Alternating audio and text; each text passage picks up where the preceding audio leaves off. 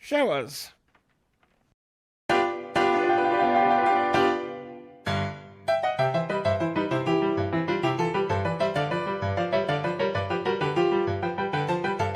That doesn't really work, does it?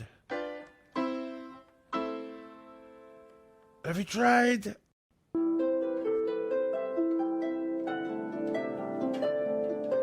Oh, that's good. Oh, fantastic. Oh, fantastic. Better. So much better. What a fantastic, fantastic tune. It's fun to stay at the YMCA. It's fun to stay at the YMCA. They have everything for young men to enjoy. You can hang out with all the boys. It's fun to stay at the YMCA. It's fun to stay at the YMCA. Young man, there's no need to feel down. Young man, pick yourself off the ground. I've been Donald Trump. Thank you and good night.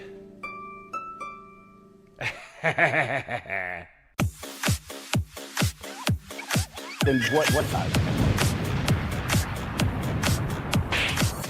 This one's from Jeremy in Wisconsin. And it says, Toffee Brand Coffee is the best coffee in the world. Thanks for the grift. Anyway, I'm going to find out who this quartering character is. And when I do, he's going to get a bit of the old ice troll treatment.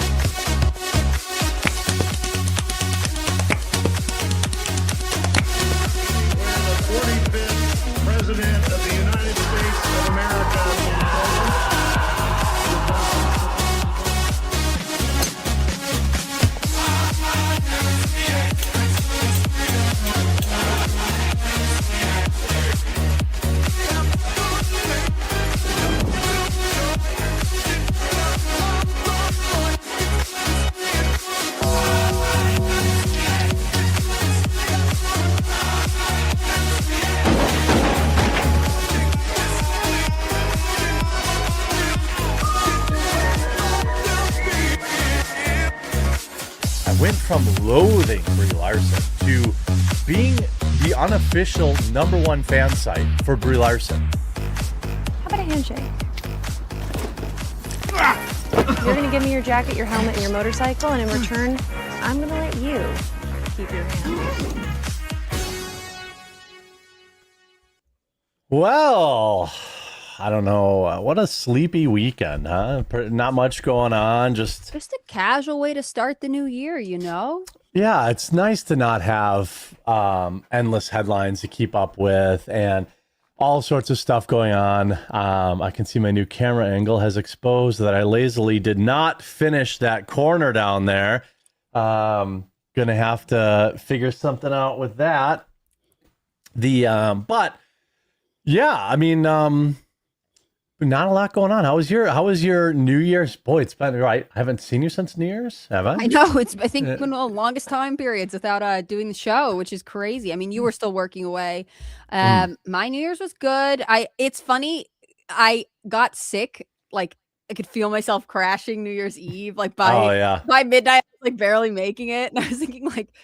My only coworker is virtual. There's no like, how did I get sick? No one else in my house is sick. I think it came from the con. I think like maybe the incubation period. I guess it's a little late for you. Like I was trying to figure it out because I didn't go anywhere over Christmas, so I was like, damn, how did I get the flu? And I was thinking, like Amfest, and then like maybe I got sick on the last day. It was travel, like just like being in the airports and stuff. Being around sick people in the airport, a tube of germs on the airplane, 5-day incubation period. Yep. That's whatever this thing is, hopefully you don't get what I got, but like whatever this like flu is, it stuck around. You sound like you're still kind of congested and stuff. I mean, it seems like it's lingering. It's stuck around in my sinuses still. And it's been a week and it's been frustrating, but the rest of it is good. Like my energy levels are back and, all that kind of stuff. So I just probably got to just be a little careful, get a little more rest and vitamin C, some zinc, Yep. Boost your immune system a little bit. Yeah. I take those little tablets, those like dissolvable tablets, Zicam, and they seem to like, I don't know, they seem to shorten it a little bit, but Zicam had like an iconic commercial. Like they're they stuck in my head. They were animated and there's all the germs going everywhere. I still think about them. So shout out to Zicam's marketing team. No, good for them. But good for you and I that we were both not feeling well. And I definitely thought, because I keep up with the news, I try to be prepared, especially when we have a long break, because it means that we'll kind of have a, even if it's not super busy, there'll be something to talk about, something to catch up on. And I thought we'd spend most of today talking about Zoran Mamdani and his, his swearing in and all of that stuff. And it was like immediately next big thing. So maybe we're off to a sprint for 2026. Well, yeah, I think, ultimately, chat's a new camera angle for me. Yeah, it looks much better, I think. I just need to probably zoom in a little bit more. But I did redo my set. So now I don't have like a little monitor that I'm looking down at all the time. I bought a big monitor and it's right underneath. I just set the camera up higher. To keep your eyes. Yeah. Yeah. So hopefully then I don't have like the same like neck problems that, neck and upper back problems that I've been having over the past couple of months. Cause I never had that problem on my old setup. My old setup where I was just in front of like the bookcase, I had a big ass monitor with a webcam on top of it. So we'll see how it works out. But so I guess let's start with, I think we could start with Tim Walz. This is a good shot in the arm for the, the Nothing Ever Happens Brigade. He's out. He's not going to run for re-election just by having been the most barely vice presidential candidate there ever was. And I don't even mean that as an insult to him. He was just the vice presidential nominee for 100 days. Brutal 6 months for him. Yeah. It was not good. I feel like he should have declined. When they were like, please be our VP pick, he should have been like, that's a train wreck and can only hurt me. I'm not prepared for this. Yeah, there was no upside with him. I feel like people around him were probably more concerned with like the power aspect of it, the possibility of getting that. Like he was never a good VP pick. And now he basically he just opened himself up to this, which is ending his career in disgrace. Right. It's the worst way to go out. Not that he was so completely universally beloved, but he had his supporters. People were excited for him when he got named VP. And now it's just all going to be hush, hush, shove Tim Walz into the background of politics forever. Yeah, I was kind of vacillating this morning, like back and forth on, I was doing a video talking about it, and I was trying to think like, this is almost as big a win as you're going to get for like the Republicans. Some people you could make the argument and say like, hey, I want him to get arrested. Folks, he's not getting arrested. There has to be a crime there. And being bad at your job isn't always a crime, sometimes it is, but yeah, right. You'd have to be criminally bad at it, which maybe you could make the argument, but like people are like, well, this isn't enough. Tampon's got to go to jail. I'm like, for what?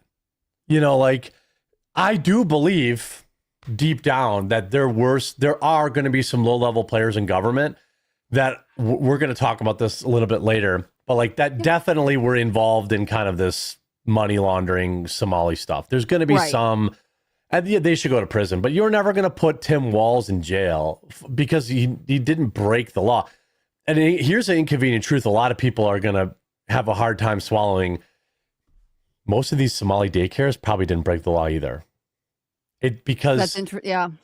I mean, by the letter of it, I'm not saying that, not that it was right, but if they loophole it and be like, but technically we didn't do anything wrong. Like, it is one of the questions all the time, which is like, I think that's one of the challenges when we do want arrests and stuff. And sometimes why, to contrast it with things like Letitia James going in for when they arrest her for like mortgage issues, right? Like maybe she has violated it, but when we talk about wanting her to see punitive actions, it's not for her like private economic dealings. It's for the violations of civil rights that she's carried out in her professional capacity. And it's the same thing with like Tim Walz or a bunch of these other people. Like they could have like technically done something right, but we know that they have failed the people there. I don't want to get too far ahead of it if you want to lead in with a story later. Well, I think it's interesting. Yeah, I mean, I think I guess what I'm saying is I think that this is probably as good a win as you were going to get out of Minnesota, providing now they follow up, they close any loopholes, providing that stuff happens. Or any other parts of the government that are more nefarious. Yeah. Massive symbolic victory for the Republicans at a time in which they needed it.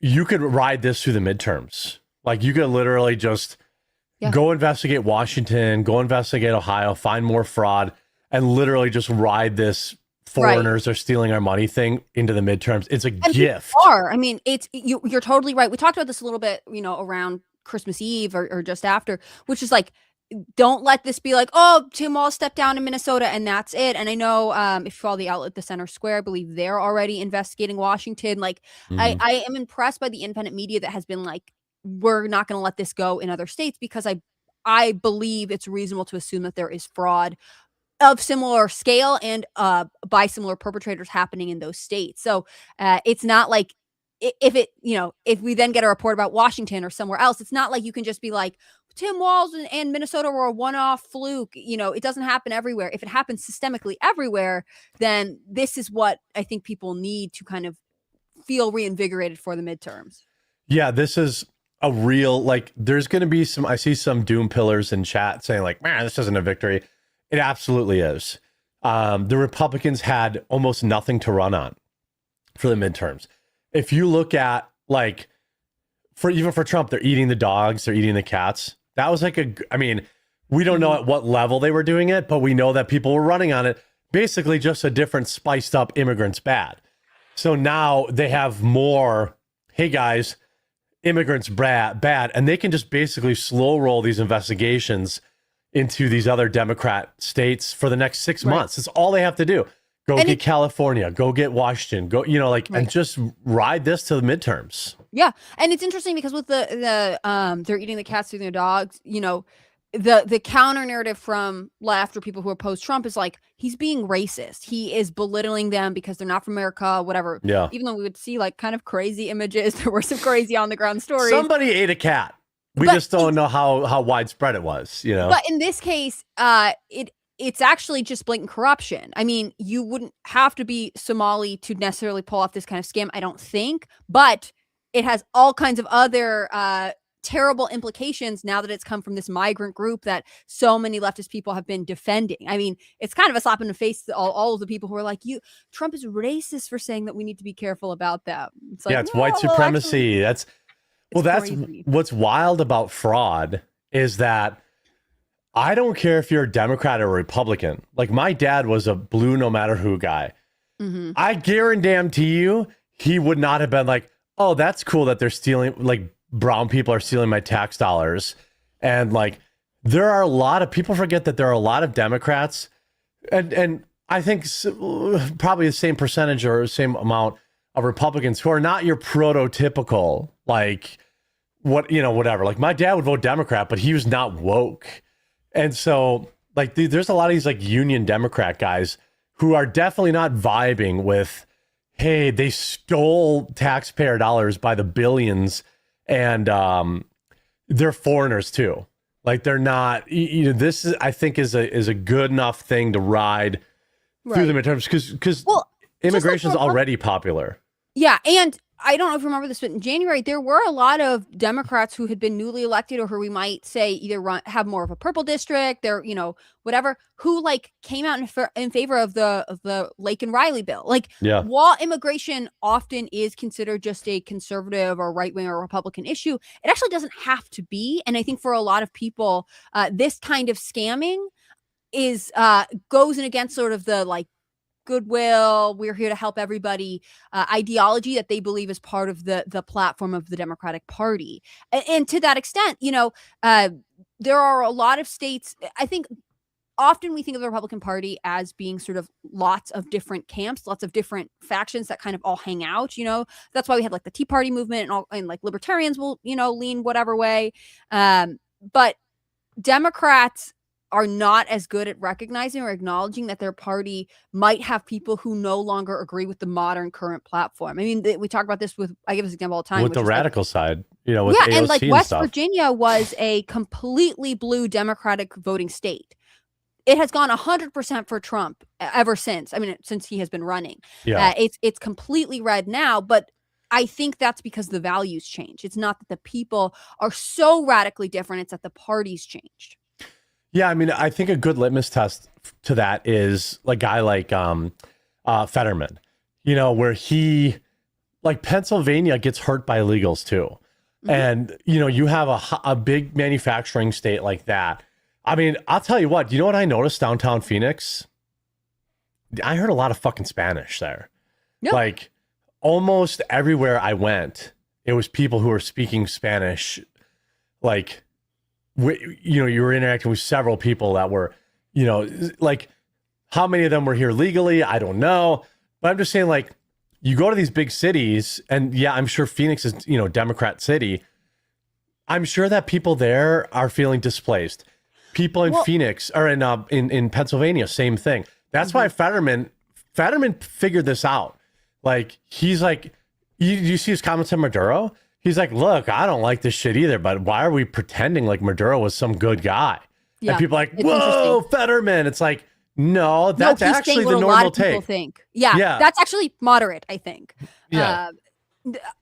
You're reminding me of if you look at like Texas border counties, so the ones that border Mexico, they often have a high Hispanic population, but they also increasingly turned red under Donald Trump, which is fascinating, right? Like, and we talked about this after the election. Well, pull the ladder up behind you. That's what a lot of that is. Hispanic men were voting for Trump more than they had been projected to, and people couldn't figure out why because he's, Donald Trump's so racist and anti-immigration, but like, if you're migrating to the U.S., not everybody, but if you have, if you are dedicated to becoming American, you probably understand why Donald Trump is saying we can't just let this broken system go on.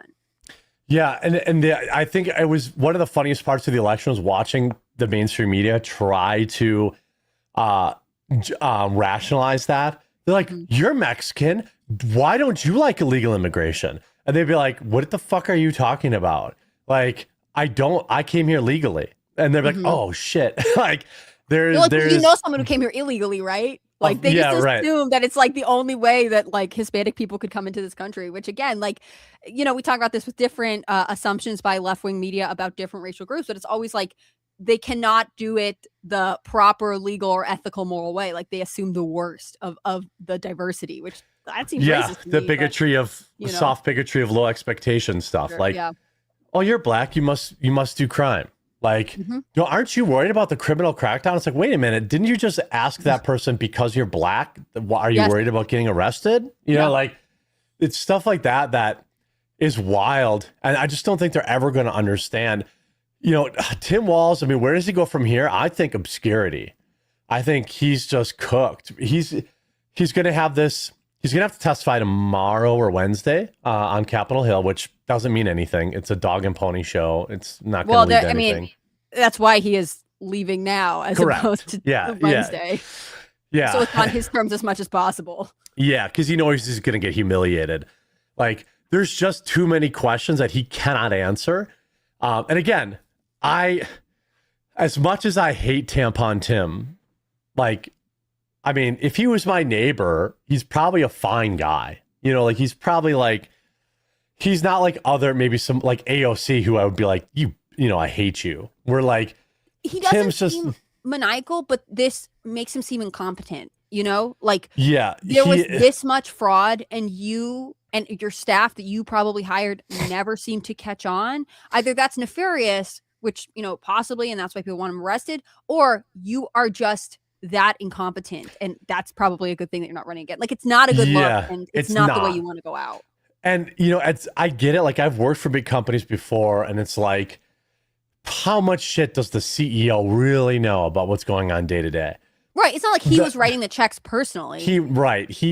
But like, ultimately, I think when I was talking about this last week, this isn't a hot take unique to me, but like my position was like, at some point, the boss has got to go.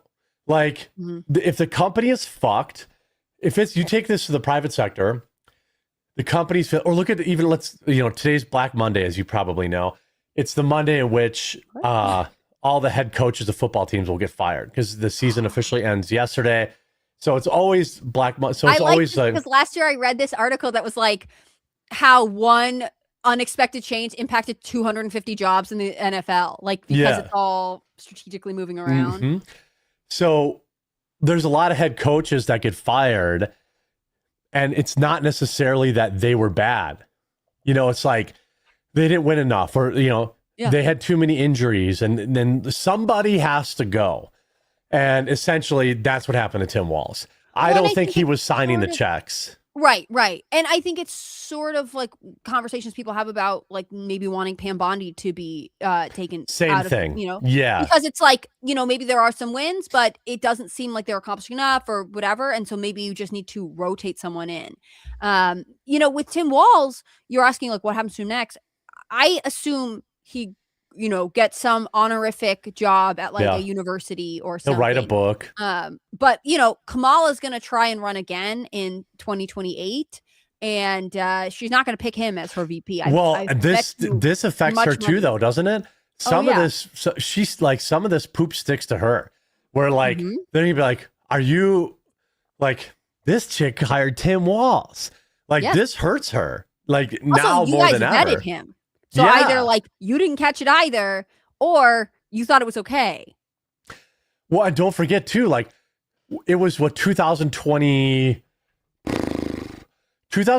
2023 under Biden, some of these whistleblowers came forward in Minnesota about the fraud. So let's not pretend that Kamala Harris didn't know about it. Like she was in a position to know about it from a bunch of angles. She was the vice president under Biden. She has picked this guy as VP. I mean, like, I just don't understand. But again, like, she's not going to pick legendary bad pick. Legendary. Is it worse than Palin? Maybe. I thought it was worse than Palin because, and you know, I could be wrong. This is maybe a little subjective, but I just thought the VP debates were such a massacre. Oh, it was so bad. Like, not only did it just like Tim Walz not do well, but JD Vance, I think that really skyrocketed him to the MAGA movement. You know what I mean? Like, I remember different shows that I was doing. People were like, yeah, he's vanilla. He's fine. He's going to be kind of like Pence. But it was like, no, he's talented. And that's where you saw it. And so again, it's like one rising star and one completely crashing star. Him against Kamala Harris in the debates will be legendary. Like, because she's going to get like, look, it's going to be Gavin Newsom or her. And I think he destroys either one of them. I bet you it'll be the same bullshit as last year. Like, well, I'll do one debate, and if it's this moderator. I don't know that really worked out for her looking back, though. No, I guess like she's not a strong debater. But I mean, like limiting your limiting your exposure, I think didn't really work for her because they just crushed her on that. Like, why are you afraid? Why aren't you going to do this debate? Why aren't you going to do this debate?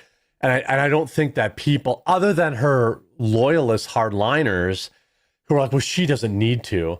Like, Gavin Newsom's not going to be able to say, I'm only doing one debate. Like, he's going to have to do these debates.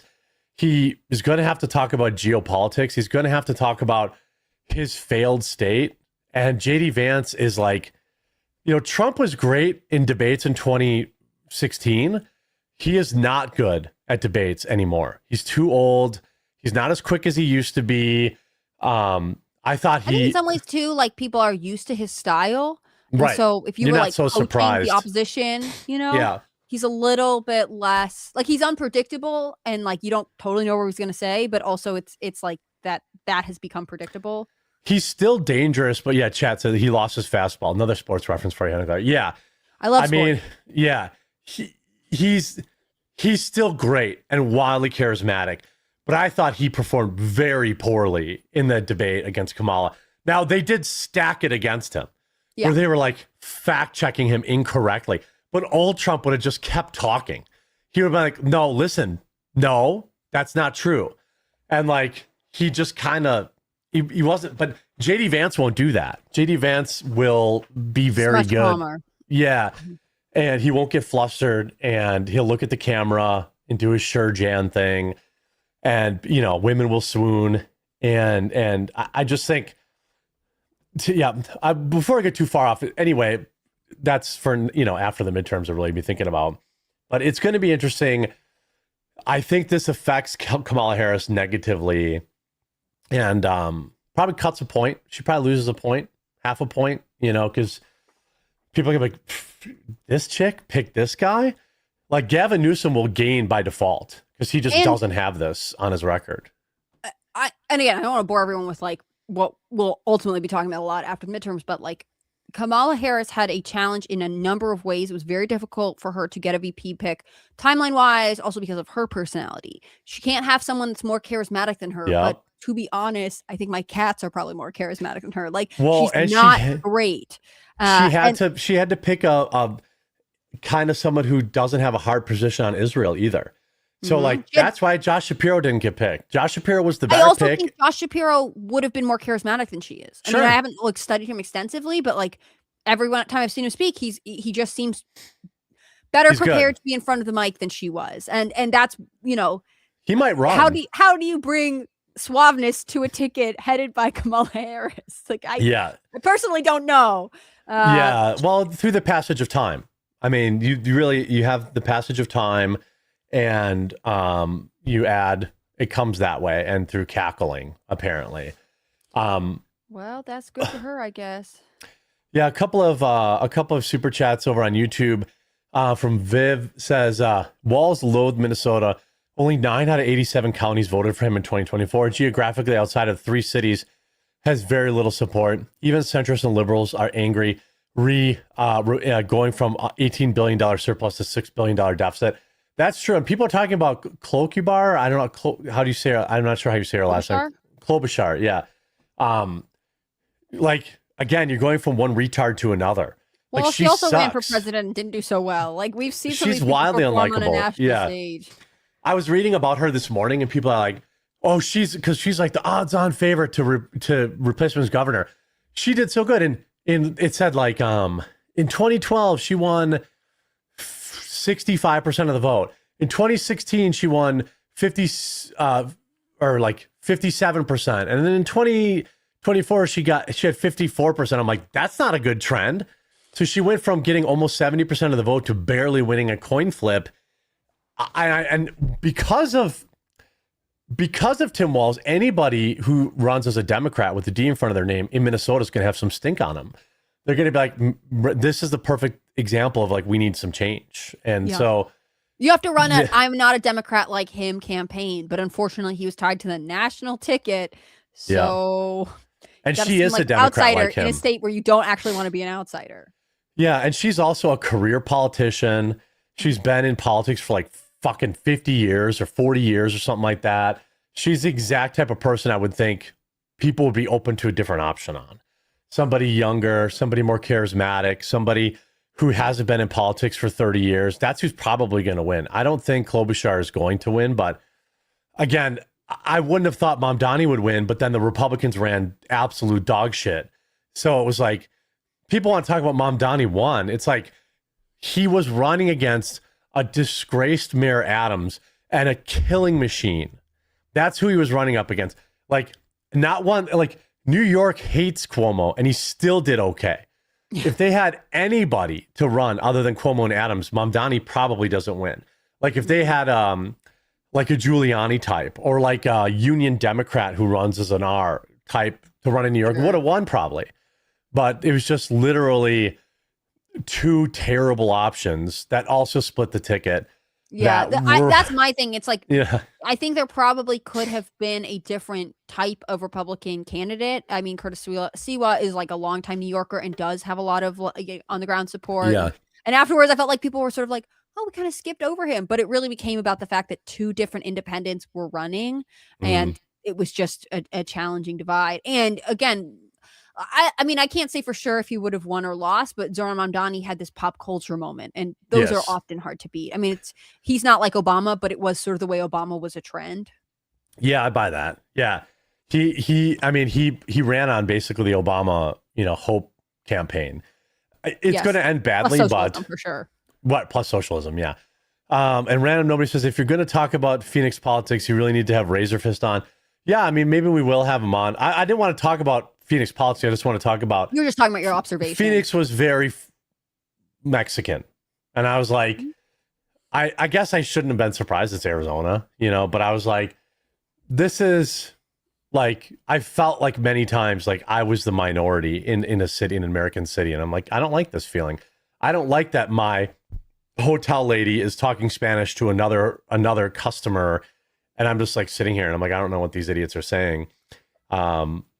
I forget where that was going, but anyway. Steve Eisner says, Jeremy, sadly not positive Tim Walz is cooked.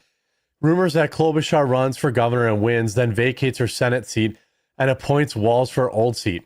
Well, that would be, no. I mean, honestly, I hope they do. Like, keep doubling down on. I think that's a long shot. They're going to stay away from him. Also, I presume Minnesota has other people that because I don't live there. I don't live there either. They got somebody. But I would like to see like a local reporter predict it, because there's always like the lieutenant governor that like has been a long time, whatever, or like there's someone in local government who actually probably has more sway than I, from my outside perspective, know about. Yeah, there's somebody cooking there that we don't know about that is probably a better option. Omega says, you hear that Cuba is acting up over the whole Maduro thing? Well, Bill Trumpberg is going to say, who's next? Let me grab my popcorn. This is going to get good. Yeah. Okay. So we can switch to Venezuela we're both talking about Cuba, like when they were boarding that plane. Did you see that interview? Yeah.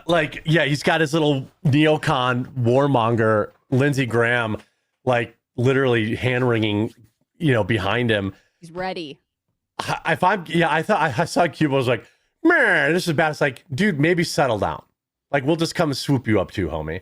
Yeah. Like, well, and they were running Maduro security, right? So it was a little bit like, whoops. Sorry, team. Yeah, so this is, the time is, I'm actually glad I'm taking a Twitter break, because I felt like, boy, everyone has their hot take on Venezuela. And the real thing is, it's never black and white. For me, do I love imperialism, and taking over other countries? Because that's what this really is. We took over Venezuela. No, but we don't live in a vacuum. And so my opinion is like, look, China was there meeting with him that day when we kidnapped him.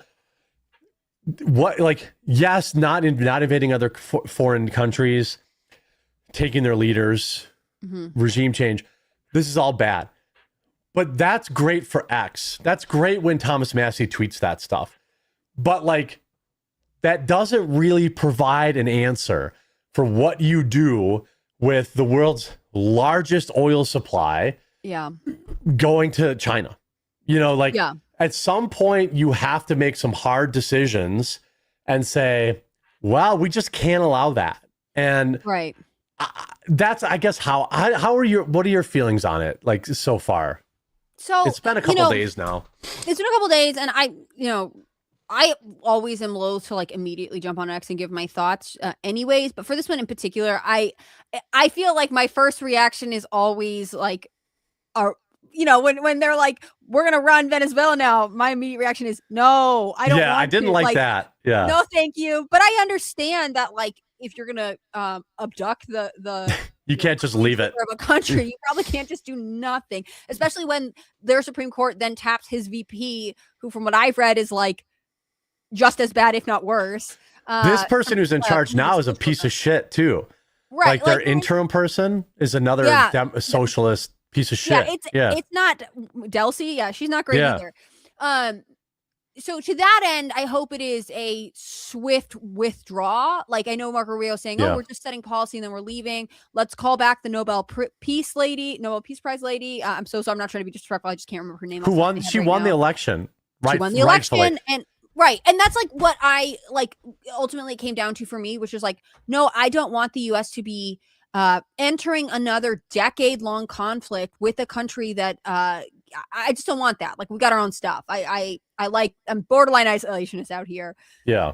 But the oil reserves, the dynamic with both China and Russia are important, and I can understand where that was something that needed to move forward. I thought Marco Rubio was pretty good when he was like doing these interviews. He was like, look, we did something because it's in our own interest. Like, we're out here serving at least ourselves. Be honest about it. They're being honest. I mean, that's the level of transparency that I appreciate. It's not like we're like, oh, he was a bad guy and whatever. Like some of that too. And again, like, no, I don't necessarily want to be involved in Venezuela in a military conflict or be sending people there. On the other hand, like Venezuela was one of the biggest drivers of our more modern illegal immigration and migration problems. So I do think that we have a problem with Venezuela. 1/3 of their population has fled under this leadership. A third. So if this is America, to put it to scale, you're talking about 150 million people are like displaced. So we need to make it so they stop coming here. And that is, defensive, closing our border, we're not offering them temporary protected status, things like that.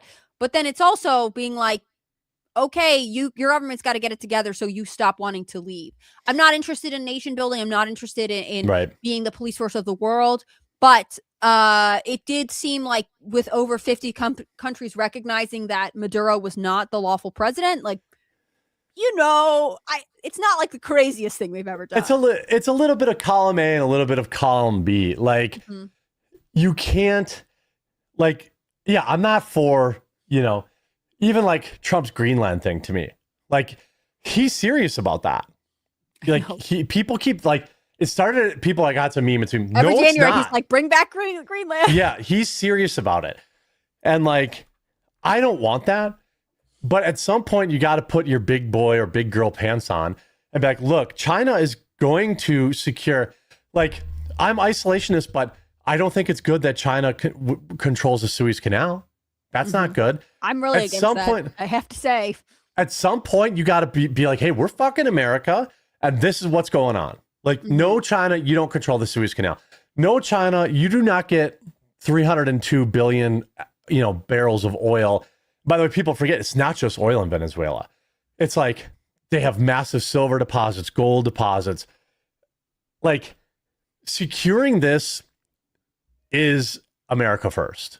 As much as people want to and like a lot of people are mad about it, I like them. Like Barnes is really pissed off about it. And I like Barnes. We just agree to disagree on this. Like to me, securing 310 billion barrels of oil, and, bringing about the Monroe Doctrine or the Don Roe Doctrine is America first.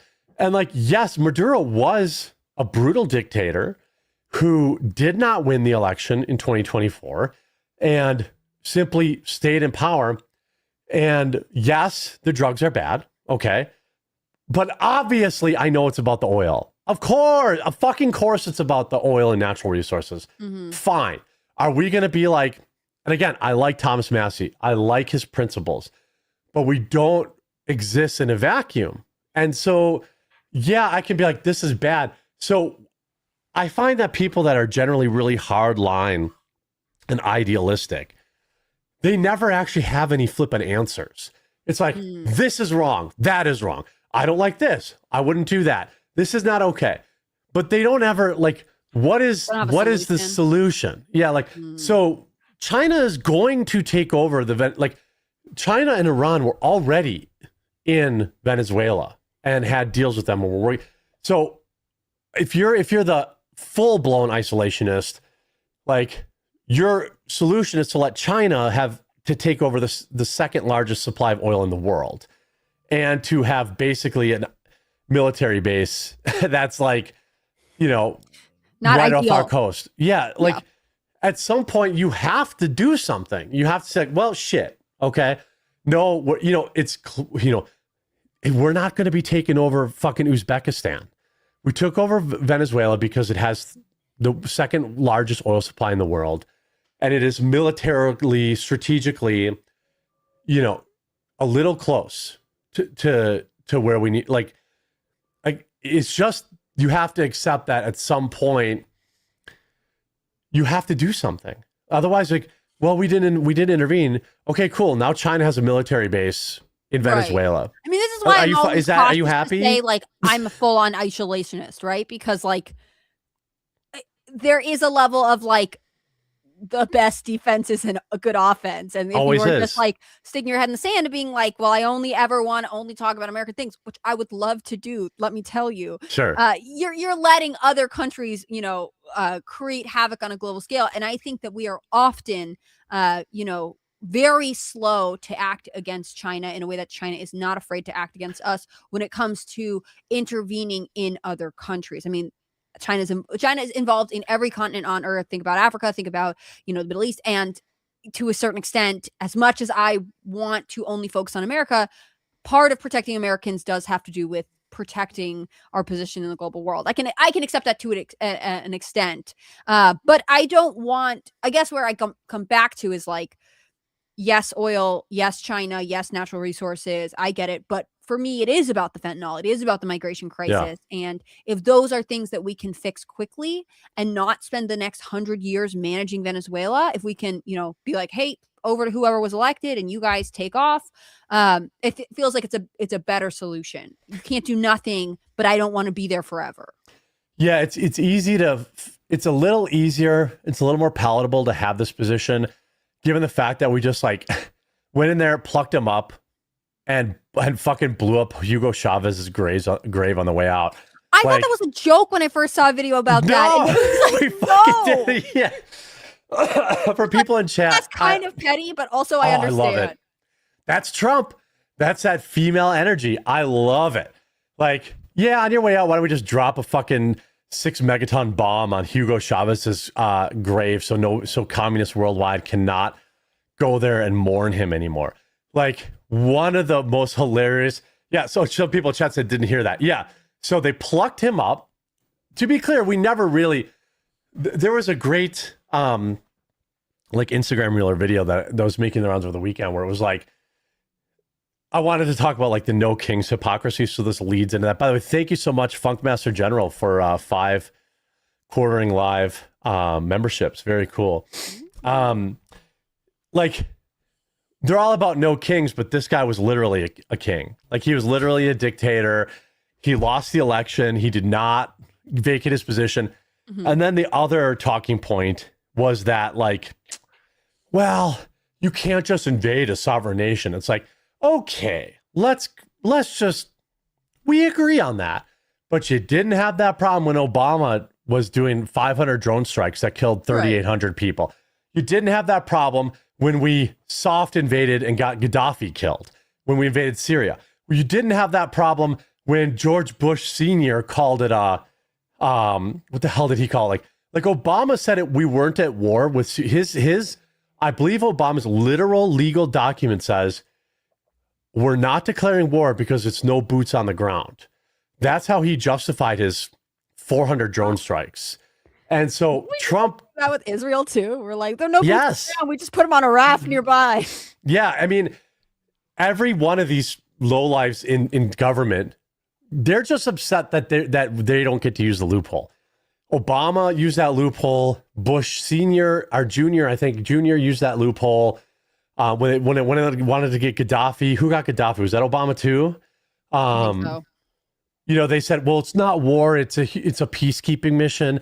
They call it whatever the fuck they want. Okay. Right. So miss me with that. Miss me with the Trump didn't ask permission. No, Trump is like, nope, Article 2. Also, we're doing it because we're concerned about the oil. We're concerned about the drugs. It's in our own interest. Like, it's maybe not the best tact, but there is some weird transparency there.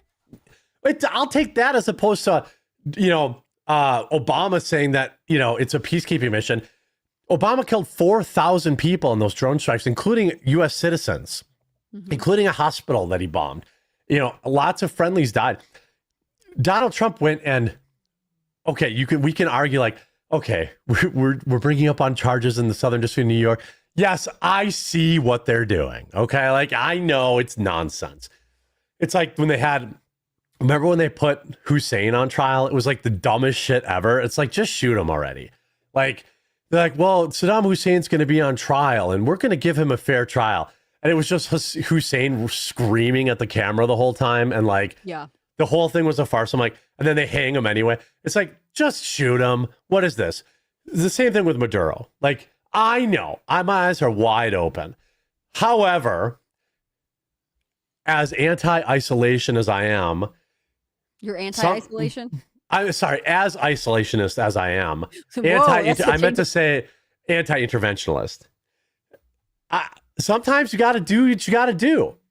And like you said, China's out here. What do you think China met with him the day we plucked him up? Right. So all these people are like, it's like, what would you have done? Well, they never know. They never know. What do you do when your adversary's values, one of the reasons they might be your adversary, are not yours? So your values say don't do that, and their values are like, do it. Like, right. You gotta do something here. You have to play by the lowest common denominator rules. You like, there is no such thing as a moral victory. This is why Republicans lose. They're like, my principles. It's like, yeah, okay, but your enemy doesn't live by those same rules. Right. Like, this is part of what Trump is mad at Bondi. Like, what Trump wants Bondi to do is gin up some charges against these people. That's what he wants. Mm-hmm. And, she's probably like feeling some kind of way about that. I feel some kind of way about that. But in the arena, the Democrats didn't give a shit about doing that. And they didn't give a shit about doing that in 4 states. Right. So do you want to have principles and lose, or do you want and never be in power? This is exactly the argument. Give up principles, but you can't be like, we have to have some practical application of the principles and a discernment, I think, is the hard thing. What you're saying is also making me think about like the filibuster, right? Like, as soon as it becomes convenient to Trump, he's like, let's get rid of it. Except when the Democrats are doing it, they're like, no, leave that one in place. We're not always the top of the ticket. We're not always controlling the branches of government. It matters. Yeah, I don't want to get rid of the filibuster either. Like, someone in chat's like, are you knob-gobbling Trump? I'm like, no, I'm literally saying, disagree with that. I think that's a fool's errand. Like, we need the filibuster. Actually, Republicans probably need it more than anybody. Like, it's just...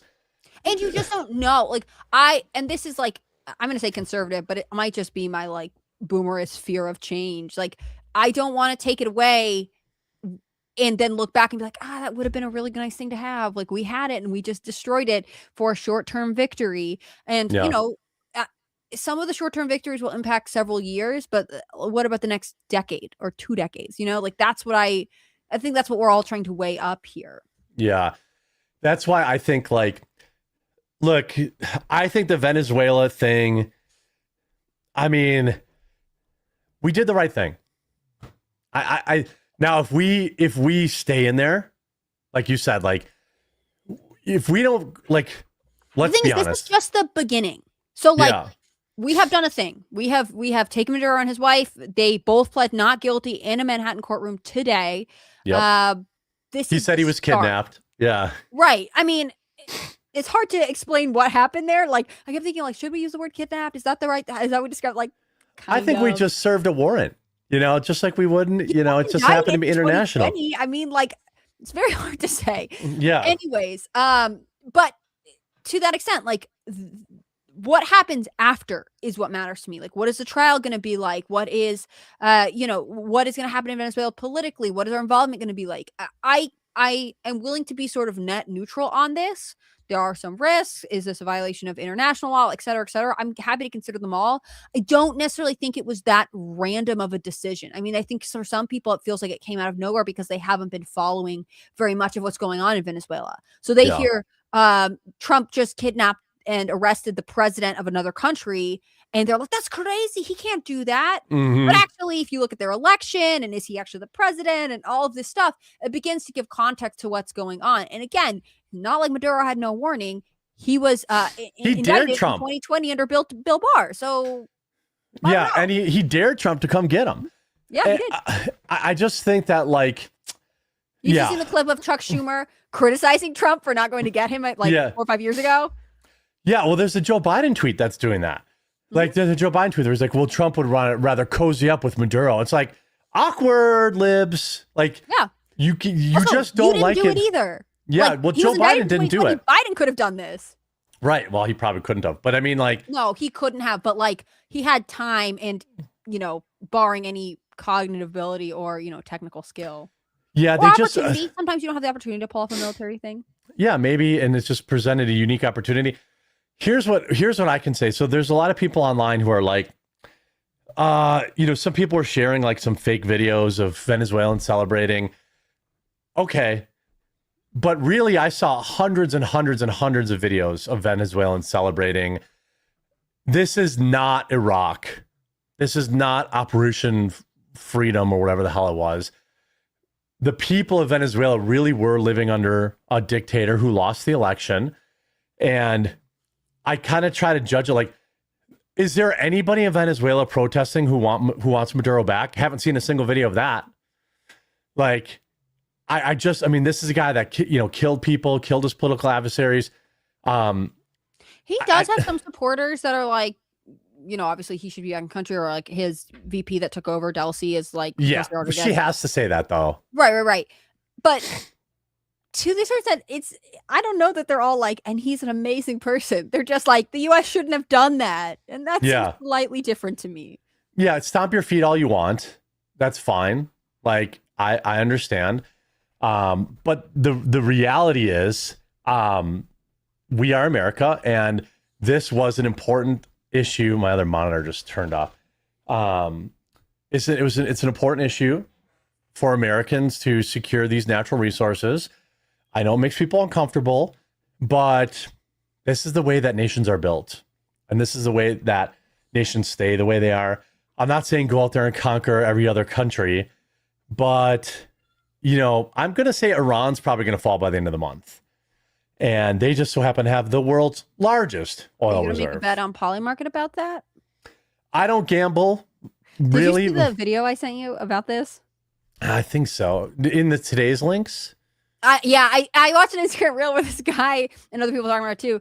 There was someone, I guess, an account on Polymarket that like logged on, made a bunch of bets about Maduro being gone by January 31st. Baron Trump. And then made like $400K. Yeah. For like, okay, Donald Trump Jr. or something like that. Yeah, they opened a new account. I mean, it got leaked to the press. Could have been a press too. It got leaked allegedly to the Washington Post and the New York Times. Mm-hmm. I hope that we're not letting that one slide. Whoever leaked that should be in prison. Like, it's also like that's a serious crime. And then they chose not to publish, which I know. Like, yeah, that doesn't seem like you guys. I could be wrong, but I mean, what Barry Weiss is now in charge? Is Barry Weiss in charge of the New York Times now? CBS, right? CBS. Okay, that's different. Like I don't believe you that you wouldn't have done that. That's what I thought too. I was going to ask you, do you think they really did? Because I looked at the replies. I saw a lot of the replies, and people are like, "Yeah, sure, it was leaked to you." I mean, like, it's the new year. I want to be charitable, like maybe, but also, I don't. It seems. Do they publish? I don't. They never published anything that like. They never published any like. other part is like, how do we define the term leak? Like, if they heard a whispering, but they couldn't substantiate it in any way, then you can't, like, to ethical journalism, you wouldn't go to print with that. So it could be like, there was a journalist with an early story thinking this might happen, but it actually wasn't ready to go to print. Yeah. You see the distinction I'm making? Yeah.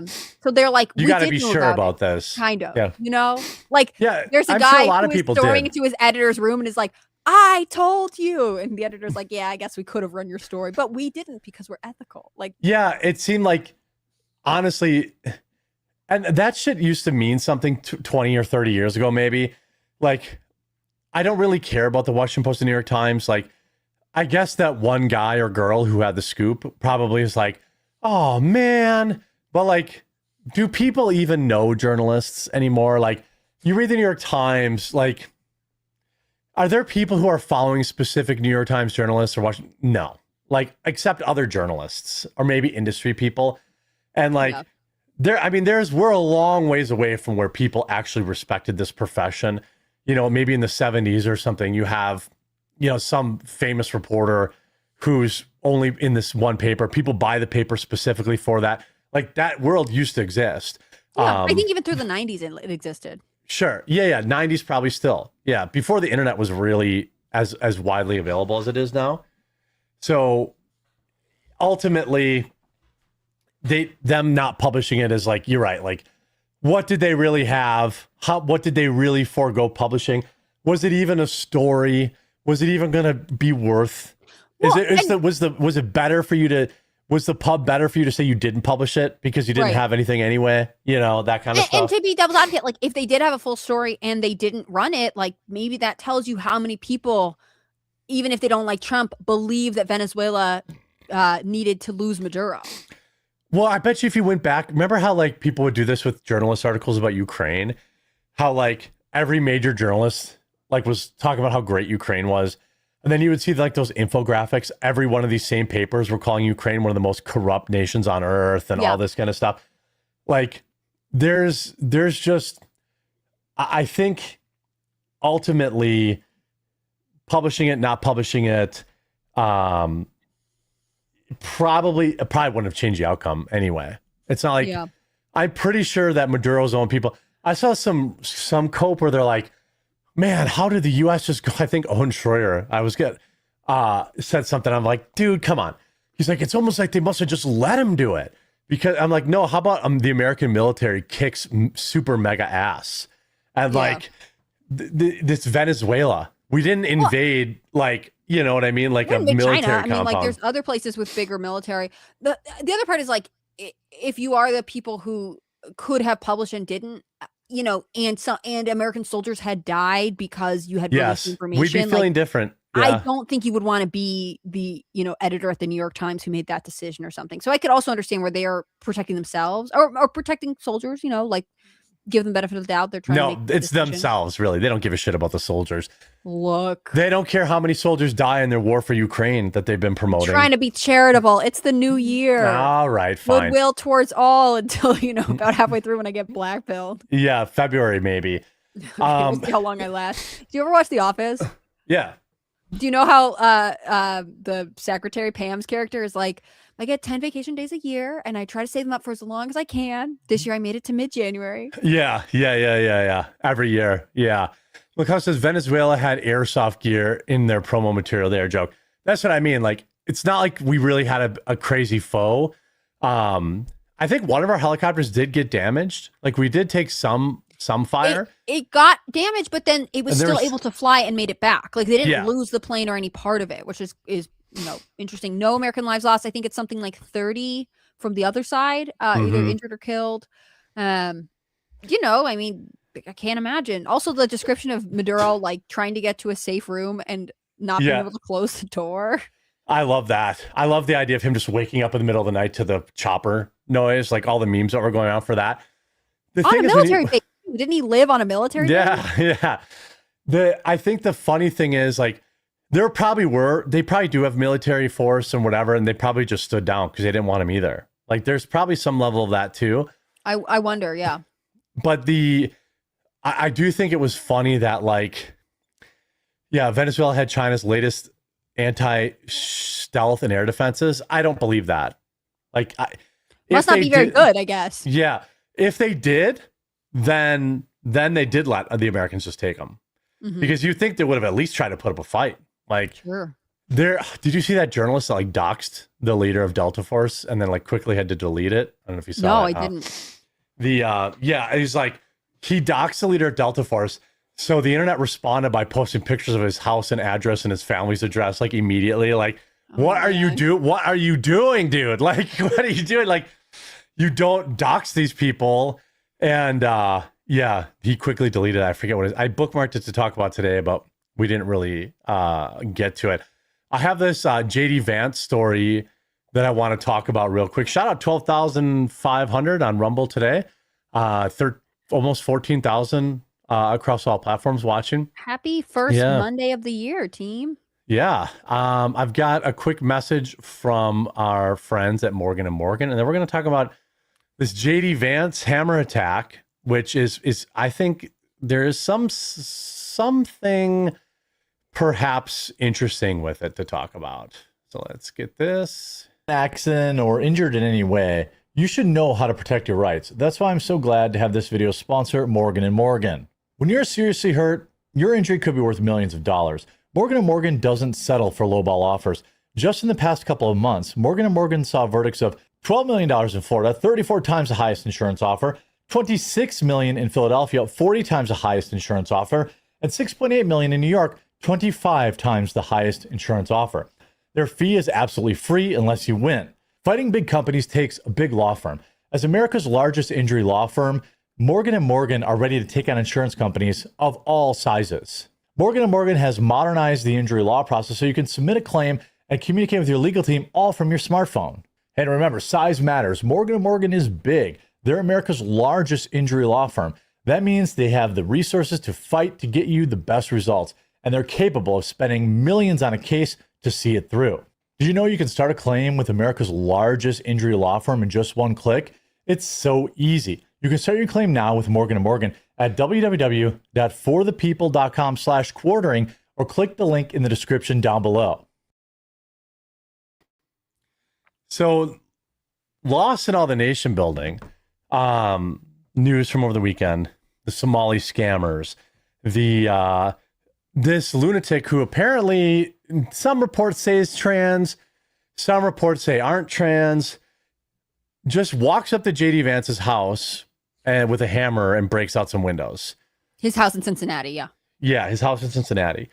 Sorry, sometimes I feel like I have to clarify because like he's in DC and he's got a place in DC and he's got a place in Cincinnati. And I'm pretty sure the Naval Observatory is on a military base, if I'm not mistaken. So like that would be really bad too. Neither one is great, but outside of, and this person has like, sometimes the story's just, it is what it is. Like there's not a huge like conspiracy around it.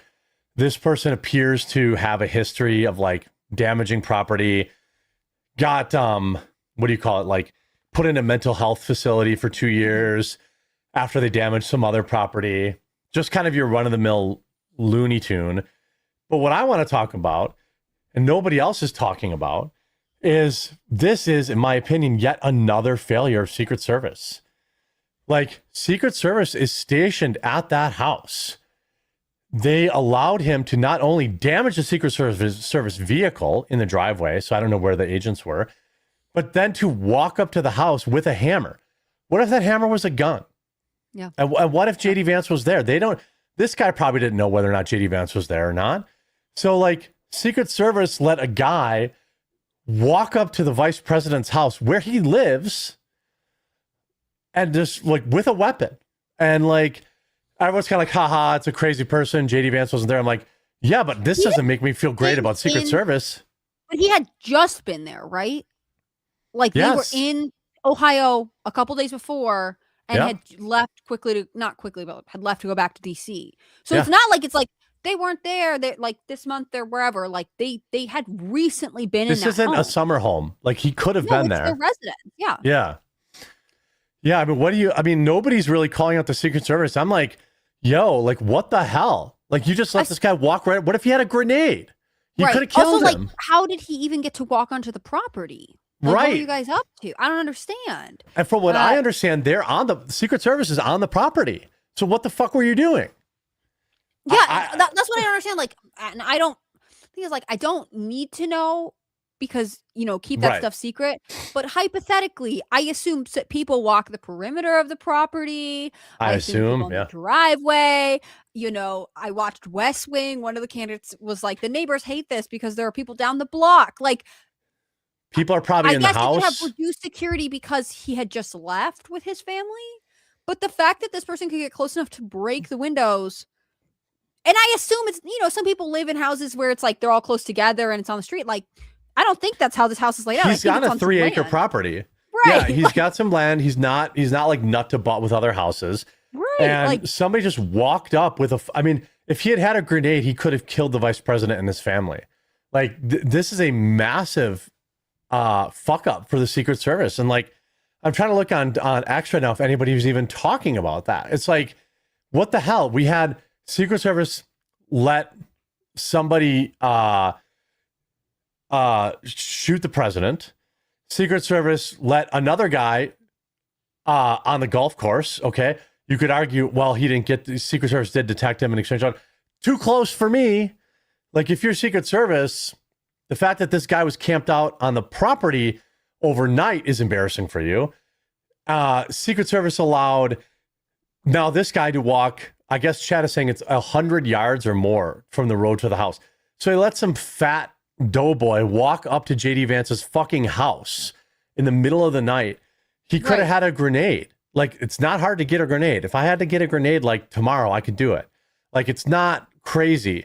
We had a leftist try to burn down the Josh Shapiro's house with his family in it. Like, what the fuck? Like, what are these people even supposed to do? What is Secret Service? I get it. You're guarding an empty house. Okay. Maybe they would have, like you said, maybe they would have had a different level of, but still, you should protect it like he's there all the time. That's what I would say. Maybe there is a reduced security protocol when he's not there. But like, again, he got onto the property like that. Surely that's not the reduced security protocol. Right. Like, can you imagine? He walked up to the window. Smashed the windows of Kamala Harris's house. I mean, the closest I come, obviously, in terms of comparison, is Nancy Pelosi's husband, who, she does have, I believe, because she was Speaker of the House at the time, some level of Secret Service protection. But she wasn't she was in Washington. He was in their home in California. There wasn't the same level of security there. And then that guy, whatever happened there. We're never going to really know the truth there. But, I'm trying not to, but like, hypothetically, this guy went up and like smashed the windows and attacked him with a hammer, right? Like, yes. This is the vice president. Like, he's a couple rungs up.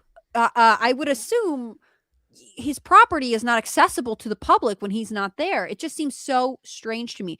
But again, like, sometimes crazy people just make it through because they're also willing to do things that like normal people are not. Right. You know? Like they just walk right up in the middle of the night. People are like, I'm back. Okay. Yeah, you're right. Crazy like, got you. Yeah, maybe it's like, wait, he just walked in the front door? Yeah, he just fucking walked. Well, I mean, how about 9/11? Like, sometimes who would have ever happens, it worked because who ever would think that they would, break into the cockpit with box cutters? Right. Can I ask you a different question about this? Yeah. Did you see JD Vance's comment on this on X? Yeah, he said, hey, maybe don't show pictures of my fucking house, please, on the internet. Yeah, but he was saying, I'm wondering about the newsworthiness of pictures of the broken windows of my house. And partially he's citing, they try to protect their kids as much as possible. That's something that he and Usha Vance, I was just watching a different interview she did recently. Like, this is a constant course for them. They're very united on that front, like protecting their kids from the public eye as much as possible. But in some ways, like, I sympathize with him enormously. I do think it's newsworthy. It is newsworthy. Yeah, I totally disagree with him. Yeah, of course it's hard. newsworthy. You're the vice president, bro. Like, right. Yes. Well, it's like I respect him saying it, but it is newsworthy. I don't want you guys to photograph the front of his house again, because like the privacy of his kids. Like, I know people can find it, but I wouldn't necessarily like want to publish it myself. So in that sense, like, I guess we're right on the same line. But like, somebody attacking your house is a big deal, and that is newsworthy. What do you make of? Yeah, I saw his tweet. And I was like, okay, but he's trying to protect his kids. Like, I understand, and like it's definitely newsworthy, homeboy. Like it's a vice president's house, and somebody walked right up to it, like. And as we saw with so many things last year, if you don't show the photographic evidence, sometimes it lets everyone's conspiracy brains run wild. Not that showing the photographs helps. I mean, sometimes that makes it worse. But hello, Huck. How are you? Huck's here. Yep. The what do you make of this too? Like, so like Hilton Hotels is getting in a big trouble here. Mm-hmm. Hilton Hotels is now discriminating. They're canceling all of the DHS reservations.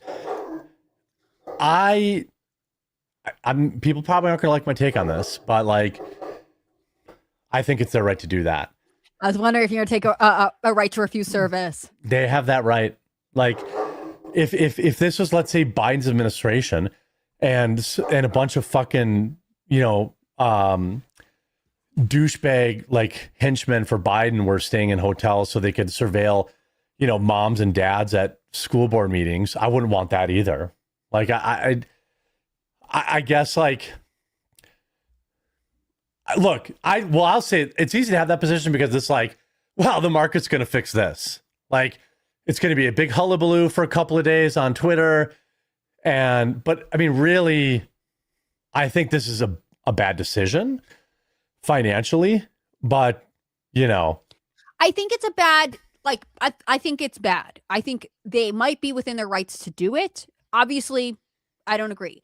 I think this already happens, especially with big hotel chains, I think this type of, we don't like where you're coming from happens to right-wing conservative political groups already. Yes. And so the fact that it's now happening to the federal government is kind of like the escalation, because it's like, you can't deny the federal government, but like maybe it's good that we start talking about the fact that hotels do this. They will say like, we don't like your organization and we don't want to offer you a conference room, a book, give you a hotel block or whatever. You're too much trouble. Yeah. This already has been happening. But because hypothetically the government is neutral, so to speak, it seems more shocking. Obviously, ICE is controversial to a lot of people, so this is a little bit of leftist activism. It's not like they would have done this to Biden's ICE, but again, Biden's ICE was useless. Yeah.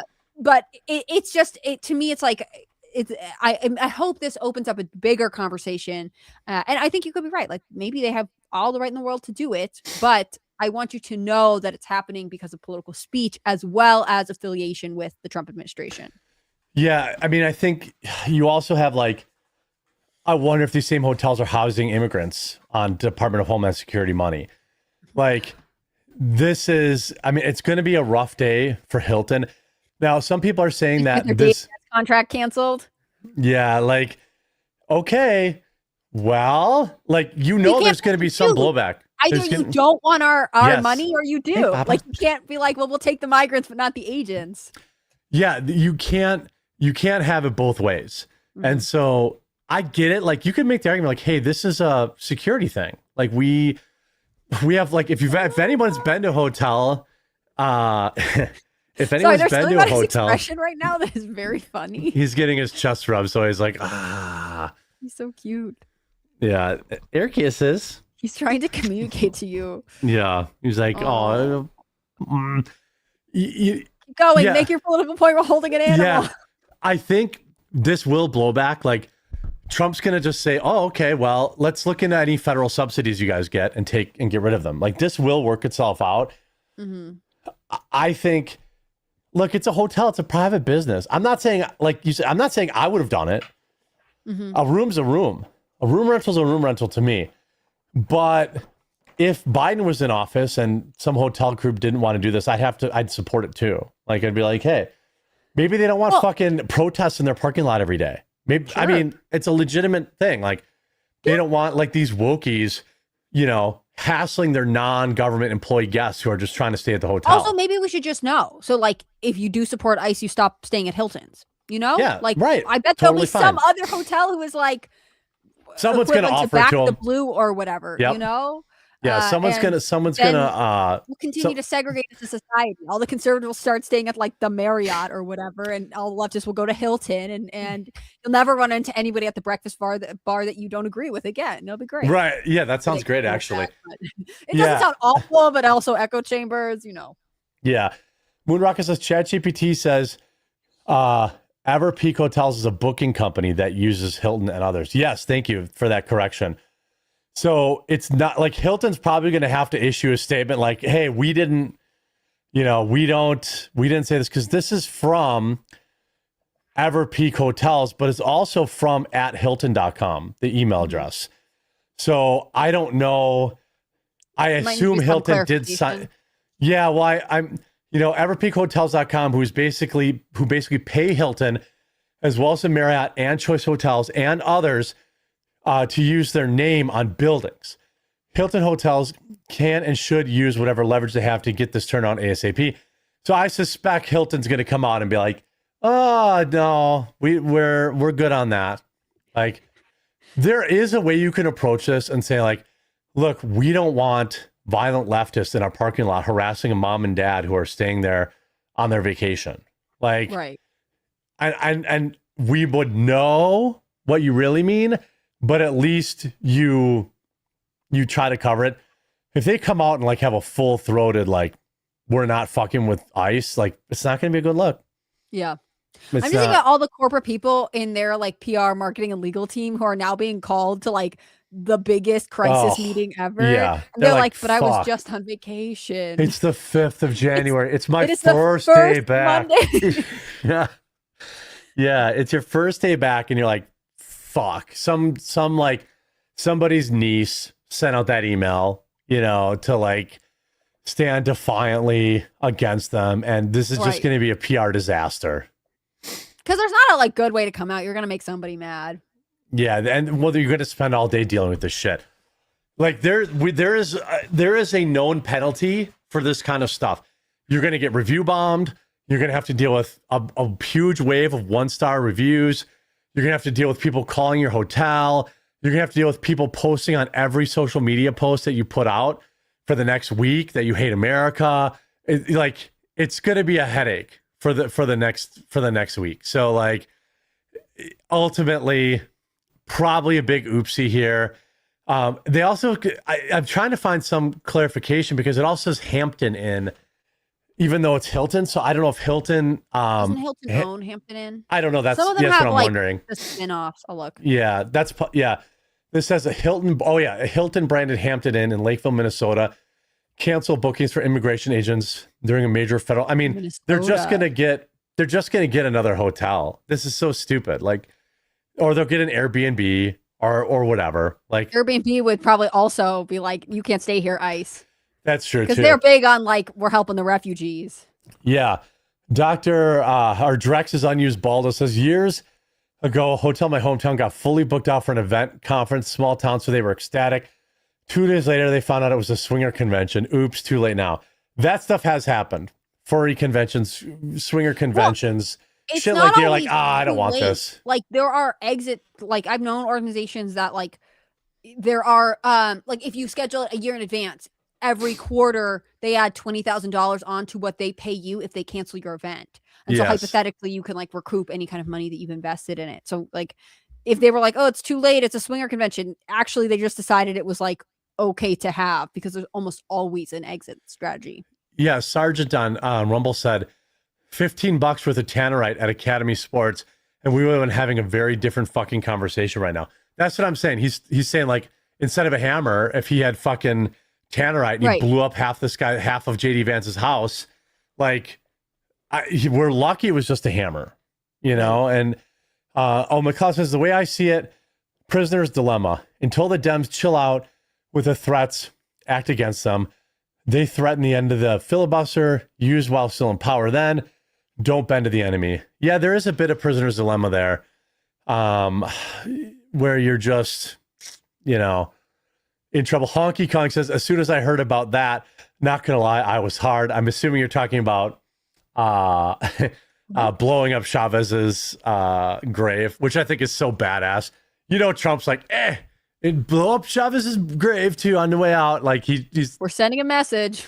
yeah, that came directly from Trump, guaranteed. They're like, blow that fucking thing up too. In Pinochet's helicopter says Democrats picked Walz because they knew he had things to hide. Every Democrat is guilty in and on it. Yeah, I mean, But that doesn't help you in this case. Like I get sometimes that's probably true. But if you're gonna put him front and center, like you don't want to have stuff that is discoverable, I would assume. Yeah, I would agree with that. Like I don't think that you really want this kind of stuff.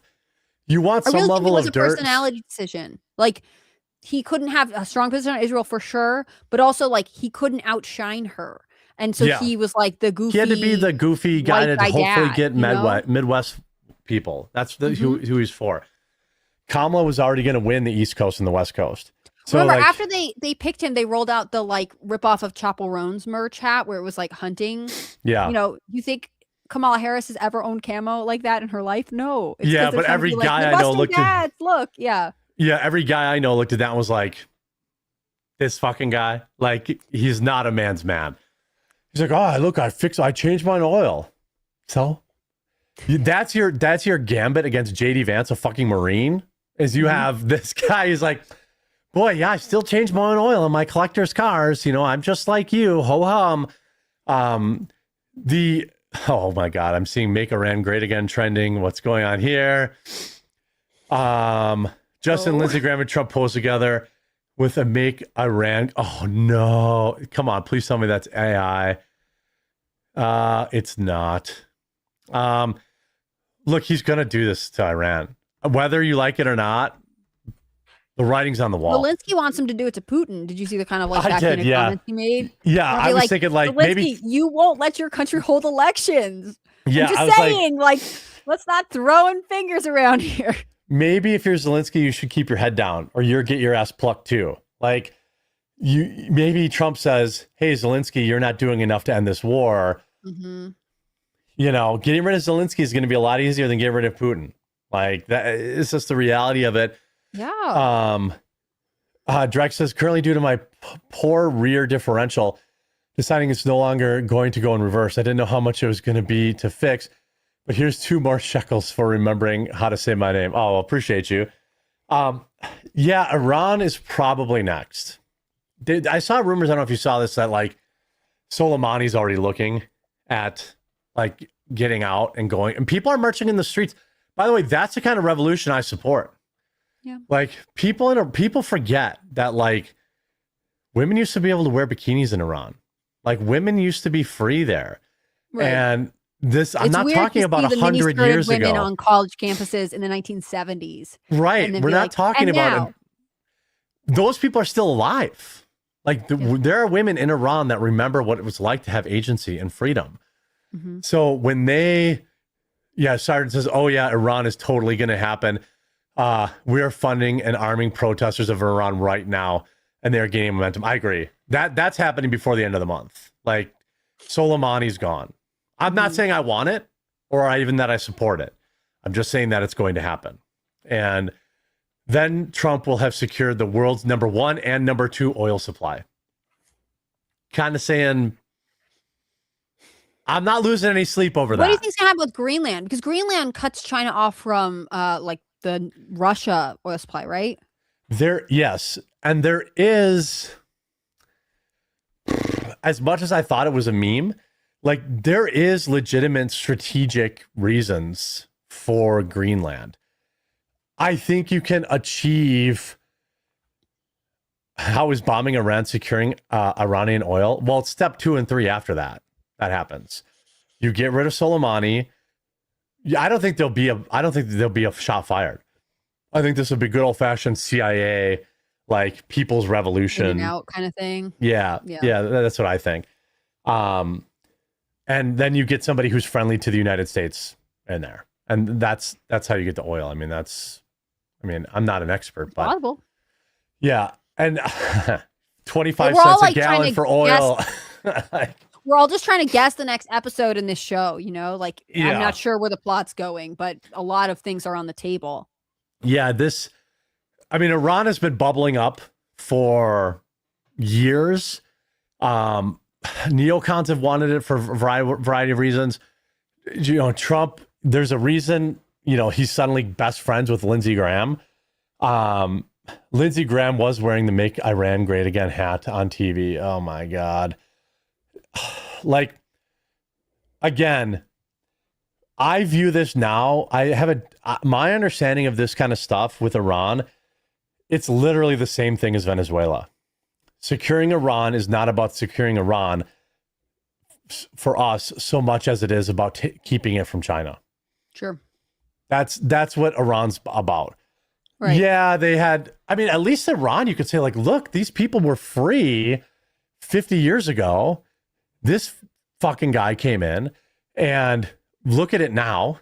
It's a shithole. The economy's, they've got nothing going on. And are the leftists going to be like, well, that's a cultural difference. You can't hold, like, are they going to defend current state Iran, all of the white female feminists in the West? Like, it's a difficult position to be in. Again, kind of what we talked about at the top of the show. Like, I don't want to be in the Middle East again for like several decades. I don't want to be running Venezuela until, I collect, which I'll never will, Social Security. Right.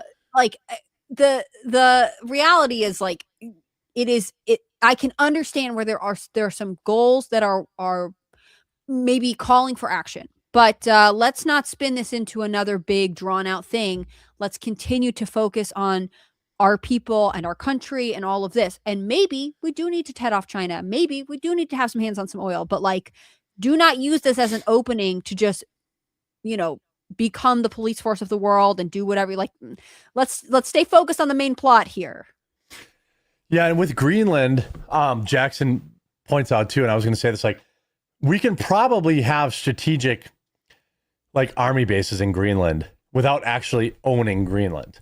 Yeah. And, like, do I want another state that will almost assuredly be Democrat? Nope. I don't want that. I don't want another Puerto Rico. I don't want, like, Greenland is not going to be a red state. Well, and Greenland is controlled by Denmark, right? Like, yes. Ultimately. Mm-hmm. And I don't know that all of the people of Greenland want that. There is some reporting that there's some tension there. So they want sovereignty. They don't want the U.S. to be their control. That's fine for me. Like, I don't care who. Me too. Like, if we have a base there, maybe we have bases everywhere. I don't know. There could be some benefits, but I don't know that you can just say point blank, we should leave them alone. Everyone is happy with the way things are. Exactly. Like, it's not that Greenland has loved their status quo. I could understand where they're like, but we're not saying we want to be a state. I actually don't want any more states. Yeah, me either. I want less. Jackson says, we have an Air Force base in Greenland. My ex was stationed there. The only country that is further north than we are here is Canada. There's definitely a strategic reason for wanting it more than China. Sire Williamson. By the way, Sire Williamson will be co-hosting the show tomorrow with us. Really? He backed us for the AmFest thing. No way. To be able to co-host for the day. Yeah. So he'll be co-hosting tomorrow, and I'm going to bring on Viva Fry. So Viva will be here tomorrow. Yeah, big day. Is it Astrocast still? Or are we, Astrocast still? Yeah. Whoa. Yeah, it's going to be a full panel. He said, what about Canada? Will Trump save us from Carnival Carney? Look, I would love Canada's natural resources, but I don't think that's on the table. And I don't want us acquiring any more nations. I'm not trying to expand, I don't want to be responsible for any more stuff. Do you ever watch the Democratic National Convention? They're like, all of our territories are there. Like, no, we're big enough as it is. No more states. Like, I'm okay with other people having sovereignty when they're ruled by other European countries, if that's what they want. But also, I don't really want to be involved, Let's talk about oil. Let's talk about defense. But I'm not trying to take on management of more countries. I'm for strategic, like, if they can paint a very clear picture and say, like, look, China's trying to get in here, I'm for preventing that.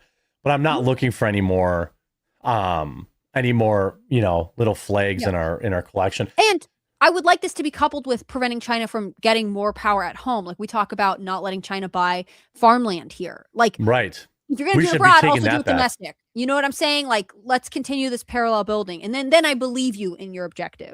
Right. Omega fact check. Correct. Jeremy Khomeini from 50 years ago is dead. Not the same guy. Correct. I knew that. But I didn't say it right. Yeah. So the guy that came in and brought about this regime, he's dead. but it's Soleimani now, right? Different guy now, but same regime. Sartre says progressives are fucking retarded. We literally have queers for Palestine. Idiots don't understand that they'd be murdered the moment they touch foot in Palestinian soil. That's why, like, I think we're in the era of just ignoring these people. Mm-hmm. Like Trump just saying, like, you can just do stuff. That's kind of what Trump did. He's just like, yeah, I'm just going to go get this guy. Like, and it's him setting the news cycle. Like, they kicked off the year being like, you know what else happened this weekend? We missed the Epstein deadline. No one's talking about that.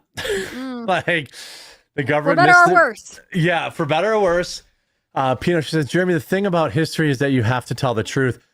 The U.S. deposed Mossad and installed the Shah. This is why you don't meddle. Unintended consequences. Yeah, I mean, there's been a whole bunch of times. Basically, every time we have meddled in the Middle East, somebody has been worse. That's been installed. Like when we went to liberate Afghanistan, I don't think the plan was having the Taliban take over. Right. Like now the Taliban runs the entire fucking country.